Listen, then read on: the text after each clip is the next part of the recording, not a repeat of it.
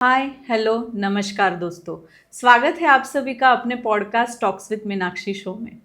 आज हम बात करेंगे dental problems, treatments and oral care के सही तरीके जो आपने पहले कभी नहीं सुने होंगे। तो एपिसोड को एंड तक ज़रूर देखिएगा। आज की एक टिप भी आपकी स्माइल फॉरएवर ब्राइट बना सकती है। और हमारे साथ है मेडिकल फील्ड के most trusted dental expert doctor Sachin Duggar.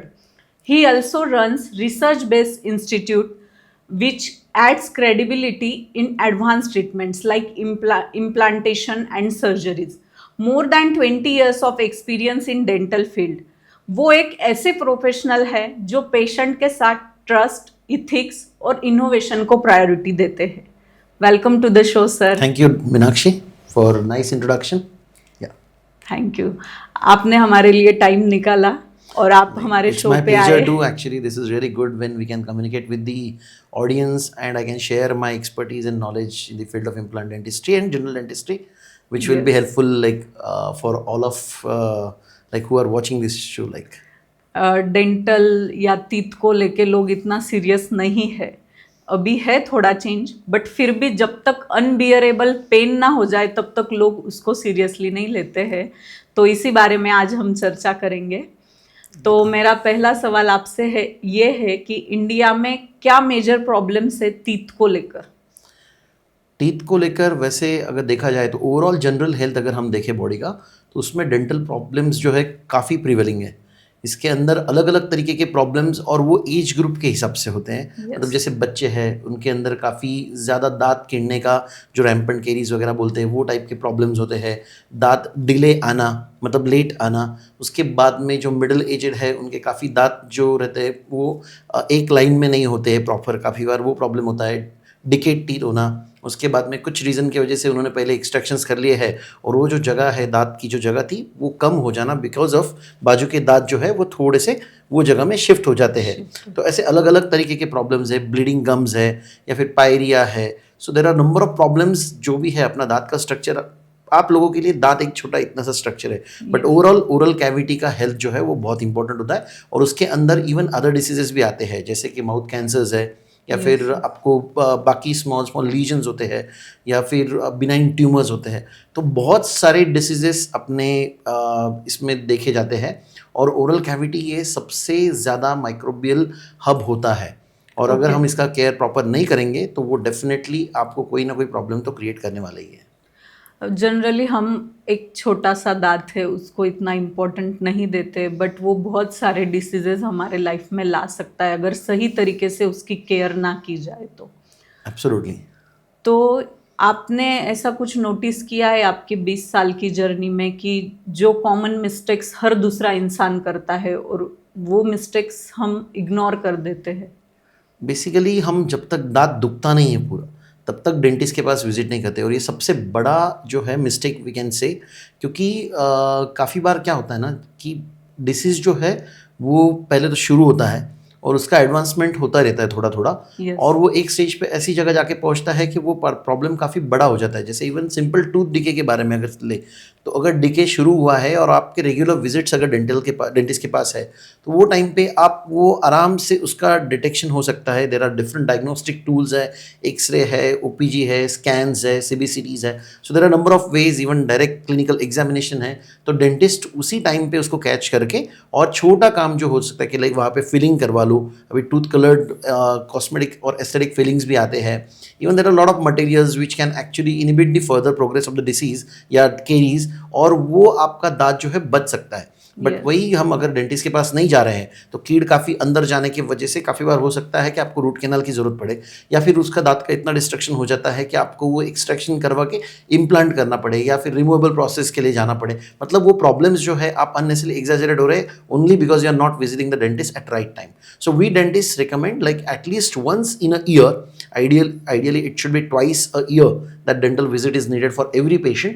But वो इंडिया में उतना कॉमनली नहीं हो रहा है। बट एटलीस्ट आप एक साल में अगर डेंटिस्ट के पास जाते हो, आप दांतों की क्लीनिंग करवा लेते हो रेगुलर, एक प्रॉपर चेकअप होता है जो कि आपका health chart, dental health chart या ओरल हेल्थ चार्ट बनता है, और आपको वहीं पे जो भी छोटा डिसीज होगा, जो भी छोटा डेंटल प्रॉब्लम होगा, उसको उसी टाइम पे अगर ट्रीटमेंट लिया तो definitely you can actually save yourself from the major problems in future. अगर छोटी कोई प्रॉब्लम है तो उसको निग्लेक्ट मत कीजिए. Simple. Precaution is better than yes. Prevention. तो डेंटिस्ट्री हम जब भी बात करते हैं, there are 3 stages, like basically preventive, interceptive, and then final is like where the treatment is really needed, like where it is like full fledged dental problem. तो prevention is always better than cure, that's what we always से.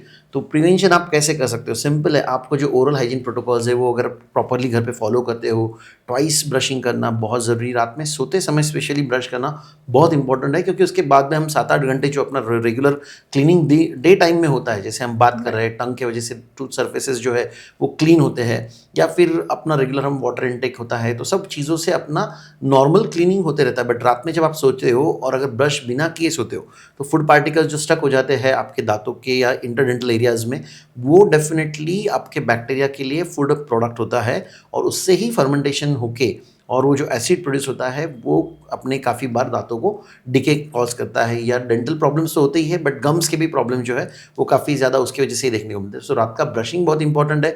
आपने कुछ भी खाने के बाद proper rinsing and gargling is very important. अगर आप माउथ वॉश वगैरह यूज़ करते हो तो नथिंग लाइक दैट. तो ये अगर बेसिक हैबिट्स हम प्रॉपर करते हैं तो आपको काफ़ी डिसीजेस आप रोक सकते हो.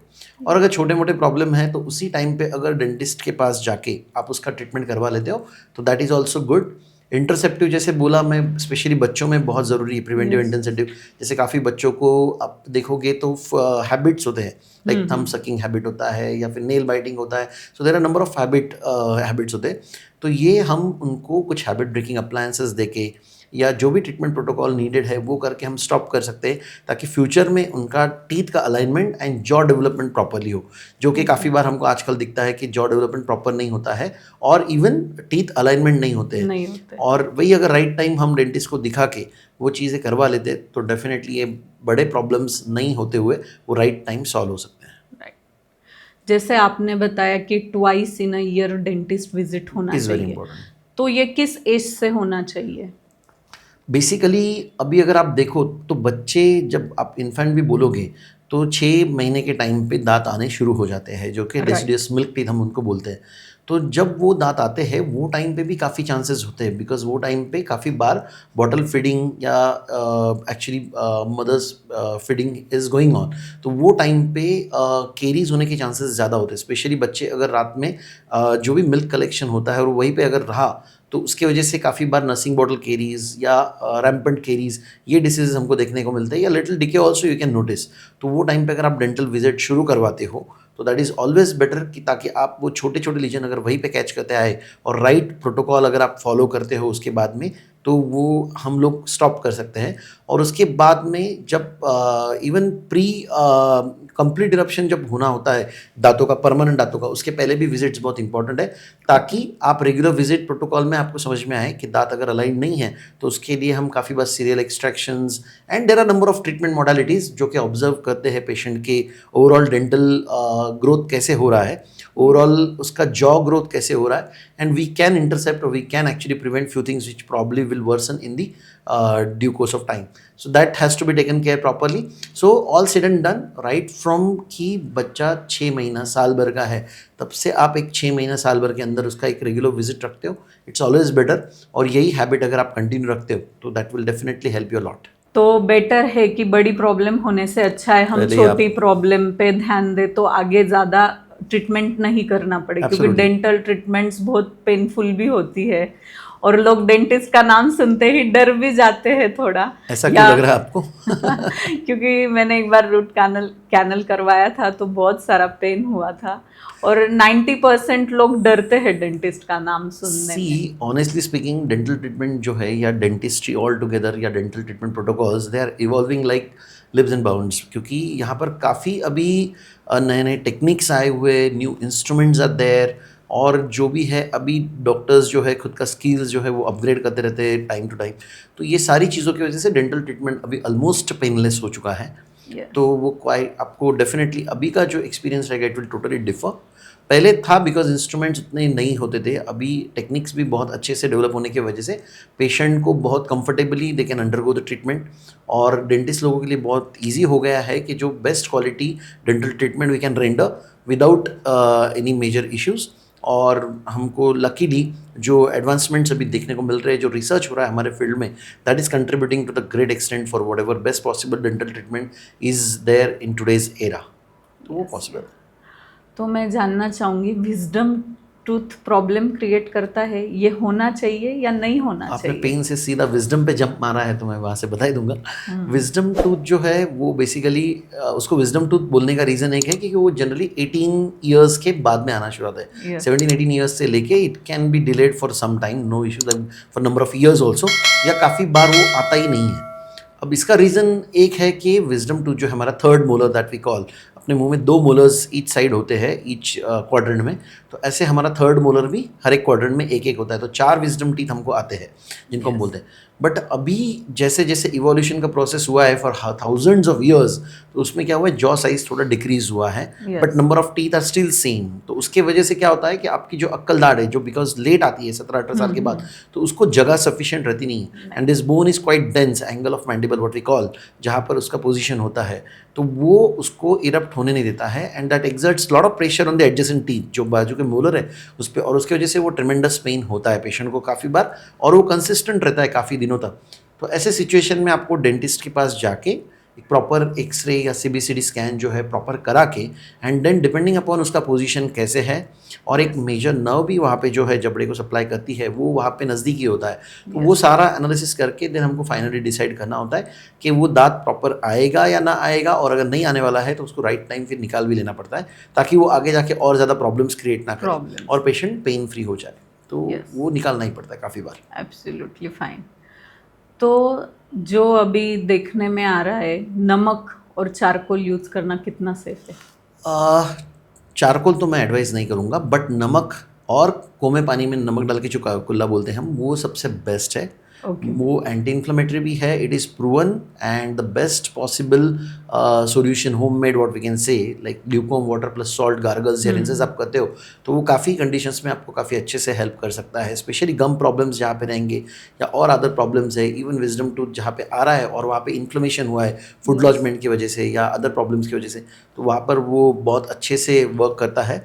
बाकी चारकोल वगैरह मैं डेफिनेटली एडवाइस नहीं करूँगा, बिकॉज ये अभी जो है some brands are there, they claim like you know, and I will say may be Indian made brands, I won't take the name over here, but वो क्लेम करते हैं कि charcoal and that is added to the toothpaste and all, but preferably it's better you use like the trusted toothpaste which are there in the market and which are recommended by the dentist, तो वो आप use करिए। मैं यहाँ पे किसी product का marketing करने के लिए नहीं हूँ, so I won't take the names, but आप इन नंबर ऑफ टूथपेस्ट है जो you can use, but most important is आपका ब्रशिंग हैबिट, वो बहुत ज़रूरी है। ट्वाइस ब्रशिंग जैसे मैंने पहले बताया, वो एक इंपॉर्टेंट चीज़ है, और उससे भी ज़्यादा ज़रूरी है आप ब्रशिंग कैसे करते हो। तो ऊपर के जो दांत है उसको नीचे के डायरेक्शन में सामने आपको करना है, और नीचे के दांत में अपोजिट डायरेक्शन में, ऊपर के डायरेक्शन में करना है, और टीथ के सारे सर्फेसेस, अंदर के साइड से, बाहर की साइड से, जो टॉप का सर्फेस जिसको हम ऑक्लूसिव सर्फेस बोलते हैं, तो वो आपके सारे प्रॉपर क्लीन होने बहुत ज़रूरी है, एंड इवन लास्ट मोलर तक आपने वो ब्रशिंग प्रॉपर किया तो वो सफिशिएंट होता है। आपको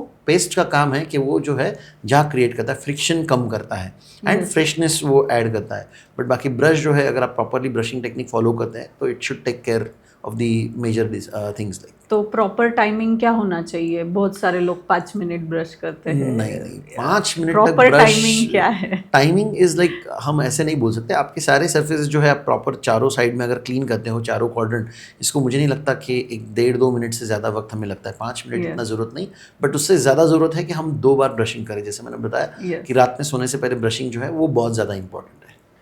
तो टूथपेस्ट ज़्यादा यानी सफाई ज़्यादा, इसके बारे में ये भी रॉन्ग है। आपको टूथपेस्ट का एक मिनिमल क्वांटिटी जितना कि ब्रश के हेड पे हम जहाँ पे ब्रिसेस है उतना आपको लेके उससे ब्रशिंग करना है। बहुत ज़्यादा लेने से वो आपको बहुत इफेक्टिव रहेगा, ऐसे कोई कोरिलेशन नहीं है। यस। और आफ्टर ब्रेकफास्ट ब्रश करना चाहिए या बिफोर ब्रेकफास्ट ब्रश? इसके लिए भी अलग अलग थेरीज है। एक्चुअली हम फ्रेशनेस के लिए मॉर्निंग में उठने के बाद ही ब्रशिंग करते हैं, जो कि हम प्रॉपरली फॉलो कर रहे हैं इतने सालों तक। बट अगर आप रात में ब्रश करके सो रहे हो तो even you can do the brushing after breakfast also. तो जो भी कुछ अटका हुआ रहेगा वो टाइम पे वो निकल जाता है। बट इट्स योर चॉइस, आप ब्रेकफास्ट के पहले या बाद में भी कर सकते हो, but provided you are brushing your teeth at night before you go to bed. So that is very important. तो रात में ब्रश करना बहुत इंपॉर्टेंट, वो सबसे ज़्यादा ज़रूरी है। डे टाइम में आप जनरली हम फ्रेशनेस के लिए मॉर्निंग में करते हैं ताकि we feel that you know like after brushing you are more comfortable, और वो आपको एक कॉन्फिडेंस भी दिलाता है। Right right. तो स्केलिंग और वाइटनिंग जैसी ट्रीटमेंट से दांत कमज़ोर होते हैं या उनका जो नेचुरल इनेमल होता है वो धीरे धीरे कम होते जाता है? ये काफ़ी लोगों में मिसकॉन्सेप्शन है कि लाइक आपका स्केलिंग की वजह से जो हमारा डेंटल ट्रीटमेंट जहाँ पे हम दांत क्लीन करते हैं विद अल्ट्रासोनिक इंस्ट्रूमेंट्स, कि उसकी वजह से इनेमल कमज़ोर Break होता हो रहा है है। या ब्रेक होता है या दांत लूज होते हैं, तो ये बहुत बड़ा गलतफहमी लोगों के अंदर है। यस जबकि देखा जाए तो हम जब क्लीनिंग करवाते हैं डेंटिस्ट से, that is called as ultrasonic scaling polishing, तो उससे आपके दांतों के और गम्स के बीच में जो भी टार्टर, कैलकुलस या प्लाक जो भी अटका हुआ है वो सब निकल जाता है। जो प्लाक है वो एक्चुअली दांतों के सरफेसेस पे होता है, जो हम प्रॉपर ब्रशिंग से उतना एफिशिएंटली शायद ना हो पाए, ना तो हो वो सारी चीज़ें पॉलिशिंग से निकल जाती है। But tartar and calculus which is hard material which has deposited in between your gums and teeth, वो आपको स्केलिंग से पूरा निकल जाता है और उसकी वजह से उल्टा गम का पकड़ जो है वो दांतों को प्रॉपर होता है। और इन चीज़ों Okay. की वजह से डेफिनेटली इनेमल को क्रैक जाना या इनेमल लूज होना, वीक होना, ये सब चीज़ें कभी भी नहीं होती है।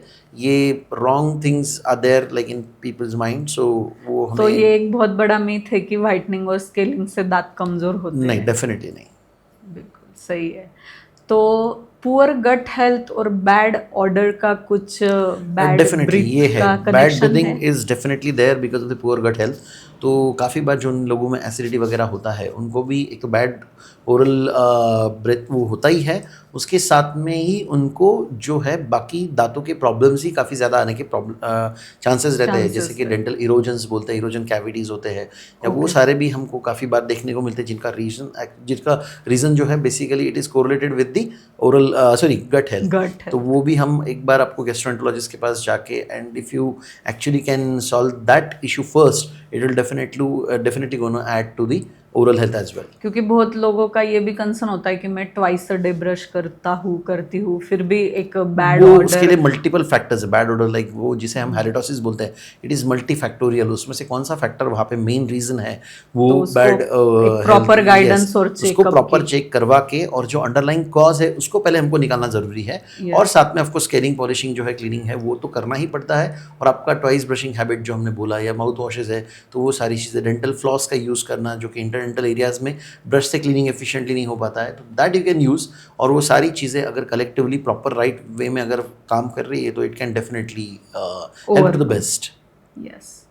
तो ओरल कैंसर के क्या अर्ली साइंस होते हैं जो लोग अक्सर इग्नोर कर देते हैं और फिर बड़े प्रॉब्लम के पास शिफ्ट ओरल हो जाता है? कैंसर जो है ये अलग अलग रीज़न की वजह से भी हो सकता है। ओके। एक सबसे मेन रीज़न है बैड हैबिट्स। बैड हैबिट्स में सबसे इंपॉर्टेंट आता है tobacco, gutkha chewing and other tobacco products, जो कॉमनली हमारे यहाँ पे मतलब इंडिया में भी यूज़ होते हैं। Yes. और काफ़ी खैनी and all, there are number of products which are tobacco related, जो कि आपको प्री कैंसरस लीजन्स पहले कॉज करेंगे, और स्लोली अगर वो टाइम पे उसको राइट ट्रीटमेंट या उसे आपने हैबिट डिसकंटिन्यू नहीं किया तो डेफिनेटली कैंसरस और बहुत ही डेंजरस कंडीशंस में ट्रांसफॉर्म होने के चांसेस रहते हैं। इसलिए सबसे इंपॉर्टेंट है कि वो बैड हैबिट्स आपको स्टॉप करना as earliest as possible, that is most important.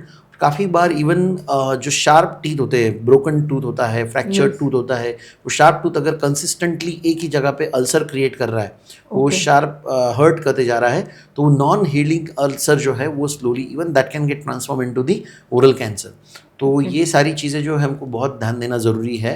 काफ़ी बार अंडरलाइंग स्ट्रेस होता है, तो वो रीज़न की वजह से भी समटाइम्स लाइकेन प्लानस वगैरह ऐसे डिसीजेस भी होते हैं जो are even those are precancerous conditions, या limited mouth opening because of all these habits as I told you, Yes. Oral submucous fibrosis हमको बोलते हैं, ल्यूकोप्लाकिया है। तो ये बहुत सारे प्री कैंसरस कंडीशंस हैं जो कि but mostly they are related to your lifestyle habits Habits. And most importantly bad habits जो है उसके वजह से होते हैं। तो अगर आप ये बंद करते हो या वो अवॉइड करते हो तो डेफिनेटली चांसेस कम रहेंगे।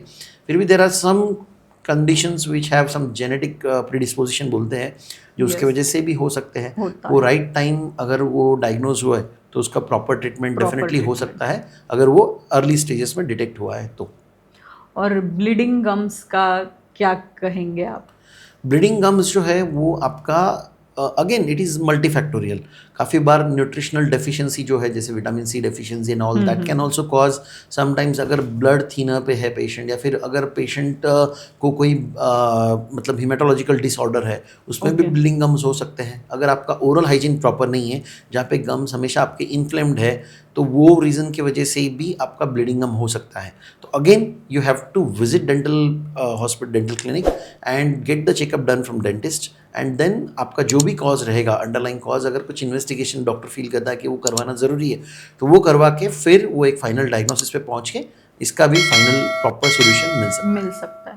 मतलब हर एक चीज का सॉल्यूशन है, हाँ, बस हर बार आपको प्रॉपर क्योंकि टाइम पे विजिट करना करना है. बहुत ज़रूरी है, और वो उसका डायग्नोज होना बहुत ज़रूरी है. सबसे इंपॉर्टेंट है डायग्नोसिस. Yes. उसके बाद में treatment will follow it. But वो डायग्नोसिस अगर नहीं हुआ, और आप अपने ही अजम्पशन से अगर कोई ट्रीटमेंट आपके लाइक घरगुती जो ऐसे जैसे हमने बोले हाँ, नुस्खे जो भी है, नुस्खे. घरेलू नुस्खे जो हम बात करते हैं, वो अगर आप कर रहे हो, तो फिर वो डेफिनेटली वर्क नहीं करेगा, और हो सकता है कि वो अननेसेसरी डिसीज प्रोग्रेस होके कुछ ऐसे स्टेज पे पहुंचे कि जहाँ से रिवर्सल मोर डिफिकल्ट या इम्पॉसिबल हो जाए. एक एक्सट्रीम लेवल पे जाने से अच्छा है कि पहले ही. सो ही. All said and done, dental regular visits are very important.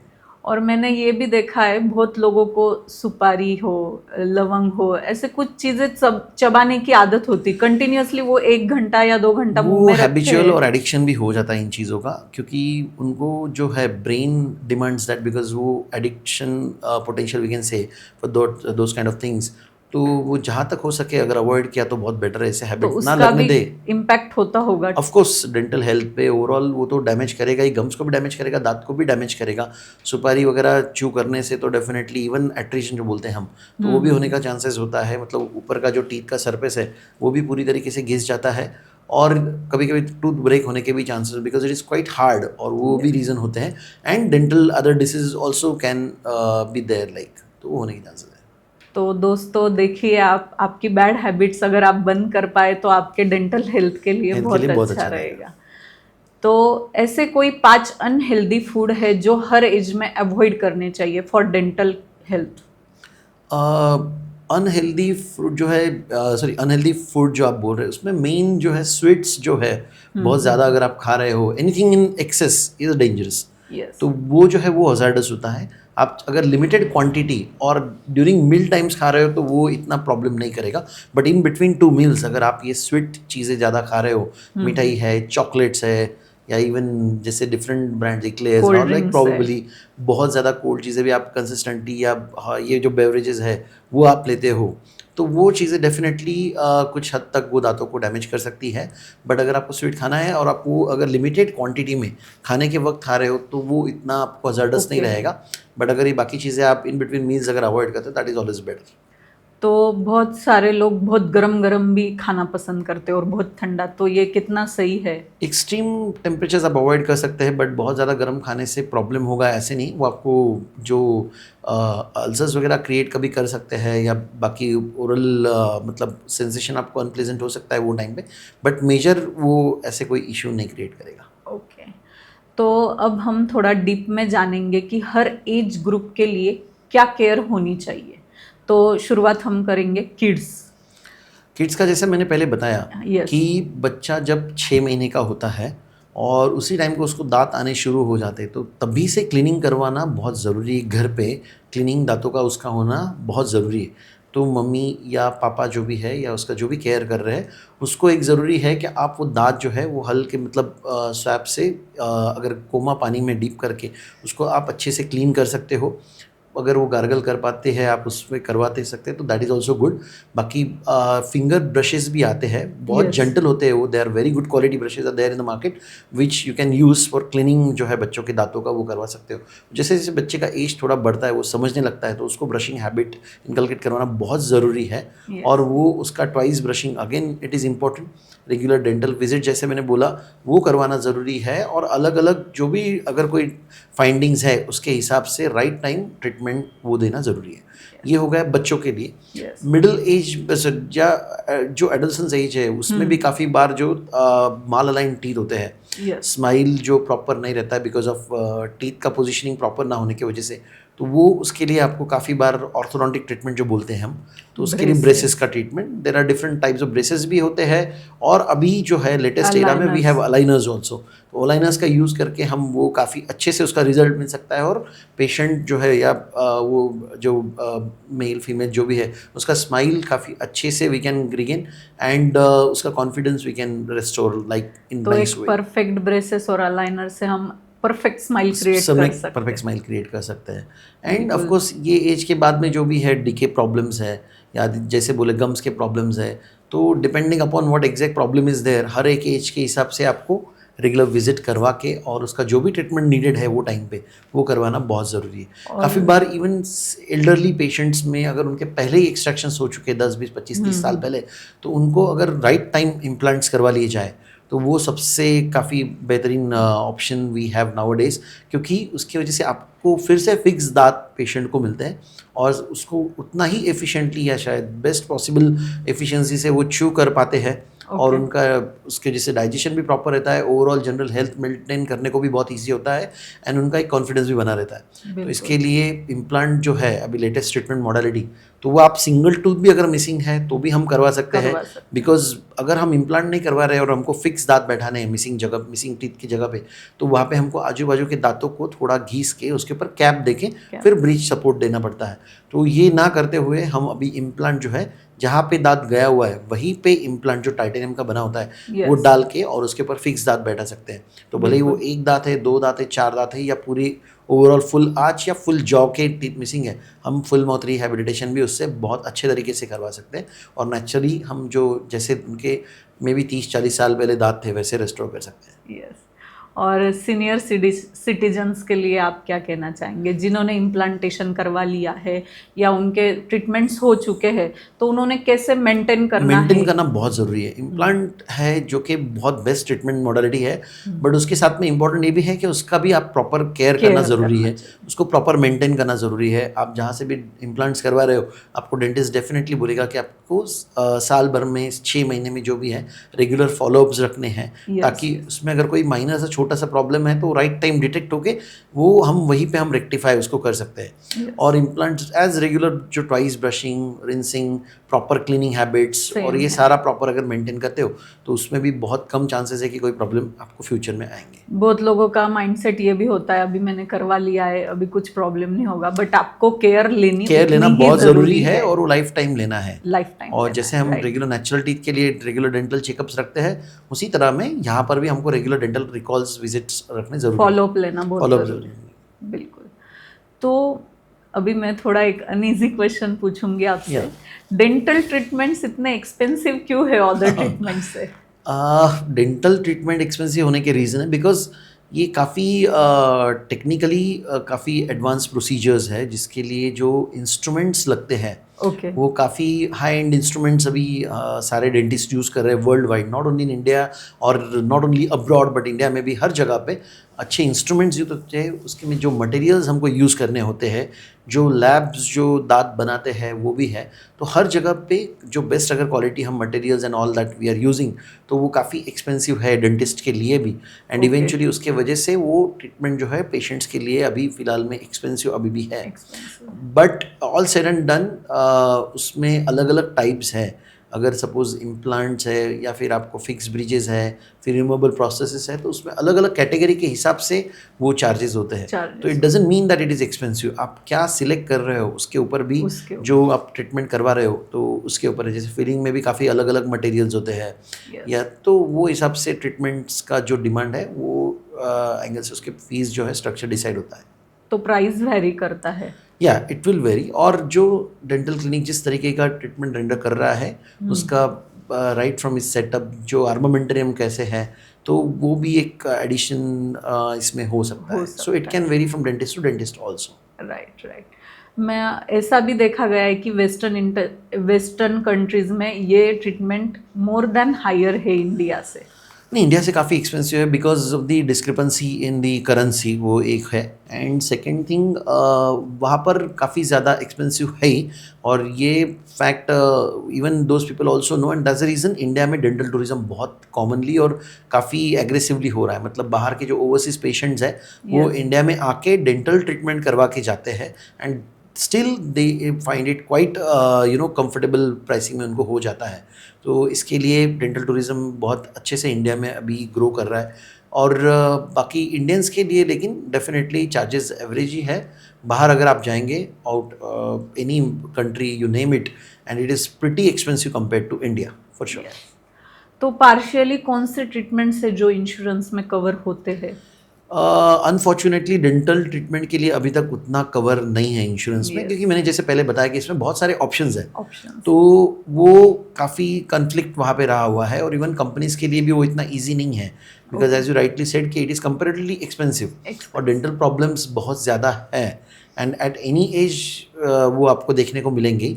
तो उसकी वजह से अभी तक बहुत सारे कंपनीज ने डेंटल ट्रीटमेंट कवर नहीं किया हुआ है, बट अभी काफ़ी हमारे एसोसिएशन लेवल पे भी we are trying our best, और बाकी कंपनीज भी they are also trying their best कि अगर डेंटल ट्रीटमेंट को कैसे इंश्योरेंस कवर में लाया जाए, but still it will take few years, और उसके बाद ही ये चीज़ें हमको क्लियरली देखने को मिलेगी। एज अ डेंटिस्ट आप क्या सोचते हो कि इंश्योरेंस में डेंटल ट्रीटमेंट कवर होना ये सबको चाहिए? होना चाहिए, ये क्योंकि क्योंकि ये पेशेंट्स के भी लिए इम्पोर्टेंट पार्ट है अपने या बॉडी जैसे का, बाकी के जैसे चीज़ें हमको आईज कवर है, है, हार्ट है। जो हर अदर जो इमरजेंसी ट्रीटमेंट्स आते हैं उसके लिए तो डेफिनेटली डेंटल इंश्योरेंस कवर होता है, वैसे ही दांतों के लिए भी होना चाहिए, because of the expenses patients के लिए काफ़ी बार डिफिकल्ट होता है, स्पेशली Difficult जो patients they can't afford this expensive treatments, तो उनके लिए बहुत ज़्यादा डिफिकल्ट है। और even we dentist also wish कि ये अगर इसमें आए तो हमारे लिए भी काफ़ी ईजी हो जाएगा पेशेंट को बेस्ट पॉसिबल ट्रीटमेंट देने के लिए, और इवन पेशेंट के लिए भी बहुत अच्छे से वो कंफर्टेबल हो जाएगा।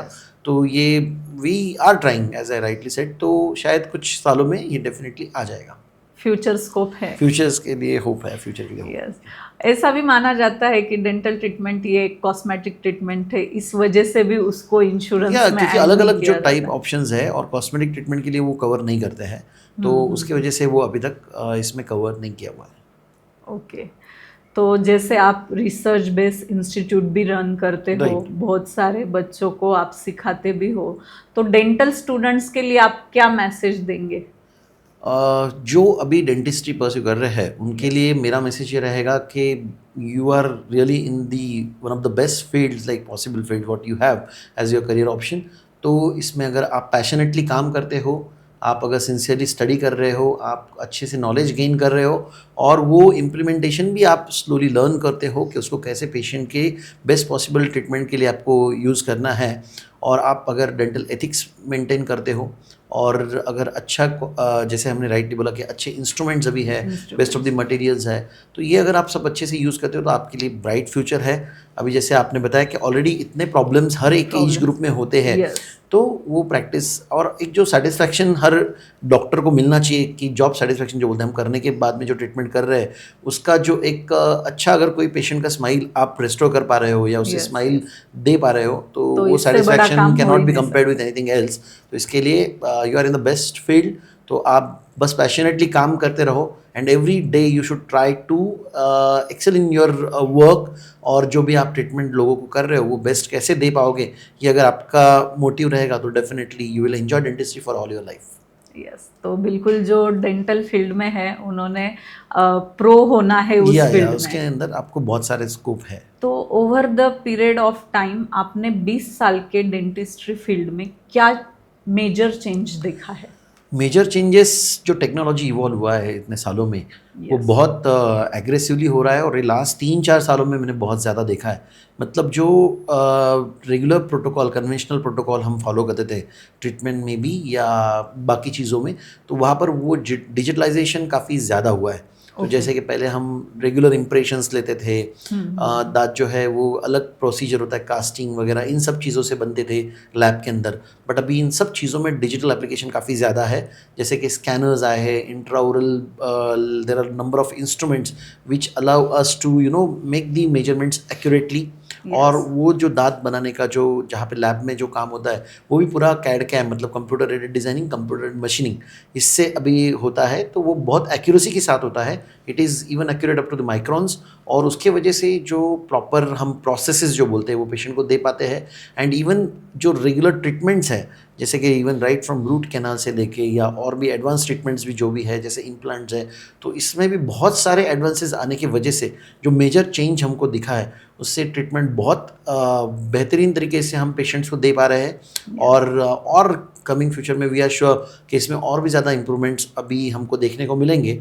और जो ट्रीटमेंट राइट फ्रॉम डायग्नोसिस, जैसे पहले हम सिर्फ रेगुलर डेंटल एक्सरे या मैक्सिमम ओपीजी होता था, तो अब वो हमको सीबीसीटी स्कैन है जहाँ पे रेडिएशन एक्सपोजर बहुत कम है पेशेंट को, और हम पूरा jaw at one time we can study properly कि उसको क्या अलग अलग प्रॉब्लम्स है दांतों में, अंडरलाइंग जॉ जो है उसके अंदर क्या प्रॉब्लम्स है। तो ऐसे राइट फ्रॉम डायग्नोसिस फिर स्मॉल ट्रीटमेंट्स से लेके तो मेजर जो ट्रीटमेंट प्रोटोकॉल्स है उसके लिए इंस्ट्रूमेंट्स बहुत ही बढ़िया है, एंड उसके वजह से ट्रीटमेंट काफ़ी इजी हो गया है एंड बेस्ट एक्यूरेसी के साथ हम ट्रीटमेंट दे पाते हैं। यस, जैसे आपने बताया कि टेक्नोलॉजी की वजह से एक्यूरेसी पॉइंट बढ़ गया है और absolutely. प्रॉपर डायग्नोसिस और इजी हो रहा है, डेंटिस्ट के लिए भी काम कंपैरेटिवली इजी हो गया है। यस, तो इसमें एआई का क्या रोल आपको एआई नजर आ रहा है? जैसे मैंने बोला कि काफ़ी ज़्यादा ऑलरेडी वो काम कर ही रहा है एआई की वजह से ही, जैसे हमने स्कैनर्स बताया आपको, बाकी चीज़ें हैं, और शायद जैसे रोबोटिक डेंटल ट्रीटमेंट हो गया, रोबोटिक इम्प्लांट प्लेसमेंट हो गए, तो ऐसे बहुत सारी चीज़ें हैं जो कि अभी नियर फ्यूचर में हमको और एग्रेसिवली देखने को मिलेगा,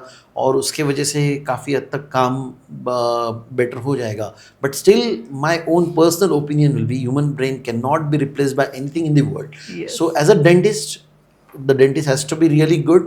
He always needs to be very skilled because he has to keep on developing the skills. He has to keep on learning new techniques and protocols.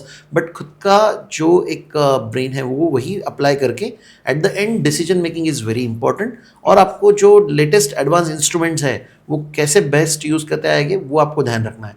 Sometimes it is overkill also, like we say engineering is including in our field, तो हर छोटे से चीज़ के लिए भी अभी इतने बड़े इक्विपमेंट्स बना के रखे, तो as a dentist you have to wisely choose the best instruments, armamentarium you have to have, और वो अगर आप राइट तरीके से यूज़ करो तो बहुत अच्छे से हम काम कर पाएंगे। टेक्नोलॉजी का सही तरीके से इस्तेमाल करना ज़रूरी है, बट इसका ओवरकिल भी नहीं होना चाहिए, वो हमें ध्यान रखना है। बिकॉज अननेसरी आप जितना छोटी चीज़ों के लिए, जैसे मैंने बताया कि आपको ये इतना चीज़ें मार्केट में अवेलेबल है, तो वो ट्रीटमेंट अननेसरी पेशेंट के लिए भी बहुत ज़्यादा एक्सपेंसिव होती जाएगा, तो आपको वाइजली यूज नहीं कर पाते, या वो अफोर्डेबिलिटी काफ़ी डिफिकल्ट हो जाता है। And even for dentist also it becomes difficult, because हमको भी अगर कॉन्स्टेंटली इतना इन्वेस्ट करना है तो हमको वाइजली इन्वेस्ट करना है, कौन सी चीज़ें बहुत इंपॉर्टेंट है काम करने के लिए, और उससे कितना एडिशन हमारे ट्रीटमेंट मॉडलिटी में होगा या बेस्ट ट्रीटमेंट में होगा, वो वाइजली चूज़ करके हमको सिलेक्ट करना है।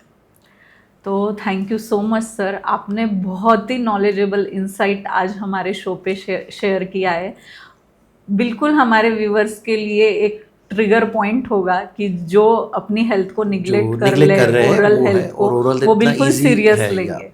नहीं, वंडरफुल आपने मीनाक्षी जिस तरीके से ये प्रॉपर कम्युनिकेशन हमारा अभी रहा है, and I am sure like viewers के लिए भी ये काफ़ी इंसाइटफुल जैसे आपने बताया वैसे रहेगा, और कुछ ना कुछ जो टिप्स आपको मिले होंगे इससे आप आपका बेहतरीन डेंटल ट्रीटमेंट या ओरल हेल्थ मेंटेन करने में आपको हेल्प करेगा।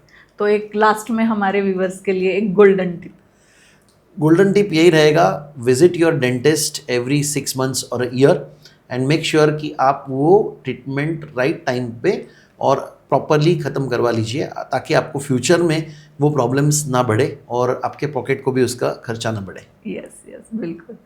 तो दोस्तों, ओरल केयर बहुत ज़रूरी है। ये सिर्फ पेन होने पर नहीं, हमारे डेली रूटीन का हिस्सा होना चाहिए। लाइक करो अगर आपको आज का कन्वर्सेशन पसंद आया होगा, शेयर करो अपने फ्रेंड्स और फैमिली के साथ, कमेंट में यस करिए अगर आप रिलेट कर पा रहे हैं। मिलते हैं नेक्स्ट एपिसोड में, तब तक कीप स्माइलिंग, कीप शाइनिंग और सब्सक्राइब करना ना भूलें। Thank you so much.